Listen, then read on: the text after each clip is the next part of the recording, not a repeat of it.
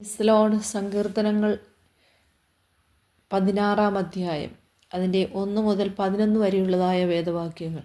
ദൈവമേ, ഞാൻ നിന്നെ ശരണമാക്കിയിരിക്കിയാൽ എന്നെ കാത്തുകൊള്ളണമേ. ഞാൻ യഹോവയോട് പറഞ്ഞത്, നീ എൻ്റെ കർത്താവാകുന്നു, നീ ഒഴികെ എനിക്കൊരു നന്മയുമില്ല. ഭൂമിയിലെ വിശുദ്ധന്മാരോ, അവർ എനിക്ക് പ്രസാദമുള്ള ശ്രേഷ്ഠന്മാർ തന്നെ. അന്യദേവനെ കൈക്കൊള്ളുന്നവരുടെ വേദനകൾ വർദ്ധിക്കും. അവരുടെ രക്തപാനീയ ബലികളെ ഞാൻ അർപ്പിക്കുകയില്ല. അവരുടെ നാമങ്ങളെ എൻ്റെ നാവിന്മേലെടുക്കുകയുമില്ല. എൻ്റെ അവകാശത്തിൻ്റെയും പാനപാത്രത്തിൻ്റെയും പങ്ക് യഹോവയാകുന്നു. നീ എനിക്കുള്ള ഓഹരിയെ പരിപാലിക്കുന്നു. അളവ് നൂൽ എനിക്ക് മനോഹരദേശത്ത് വീണിരിക്കുന്നു. അതേ, എനിക്ക് നല്ല ഒരവകാശം ലഭിച്ചിരിക്കുന്നു. എനിക്ക് ബുദ്ധി ഉപദേശിച്ചു തന്ന യഹോവയെ ഞാൻ വാഴ്ത്തും. രാത്രികാലങ്ങളിലും എൻ്റെ അന്തരംഗം എന്നെ ഉപദേശിക്കുന്നു. ഞാൻ യഹോവയെ എപ്പോഴും എൻ്റെ മുമ്പിൽ വച്ചിരിക്കുന്നു.